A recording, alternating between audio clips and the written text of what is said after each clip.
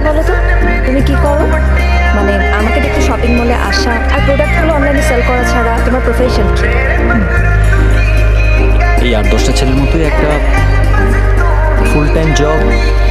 আমি একটা সফটওয়্যার কোম্পানিতে কাজ করি। এই ধরো মান্থলি 70-80K, টুকটাক সেভিংস। তোমার সম্পর্কে জানি না। তোমার দেশের বাড়ি কোথায়? বাবা মা কোথায়? এই তুমি কি আমার ইন্টারভিউ নিচ্ছ? সব শুনে জব দেবে নাকি আমাকে? মেয়ে জানতে চাইলে সেটা সম্পর্কের তাগিদে জানতে চাও, আর ছেলে জানতে চাইলে সেটা ইন্টারভিউ না।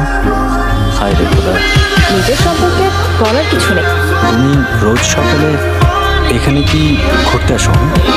না, তবে তোমার মতো পাগল কাউকে পেলে এখানে আসি। আরে বোকা, মজা করছি। নেক্সট উইক আমাদের আবার দেখা হবে। চাইলে আমরা কালকে মিট করতে পারি, কিন্তু তাতে তুমি আবার অন্য কিছু ভেবে বসবে না তো? হ্যাঁ, না না, আমি কিছু ভাববো না। আমি কিন্তু এত দুষ্ট না। এখন আপনি বলে সার্কেলটা সরাই স্যার, চলো যাই।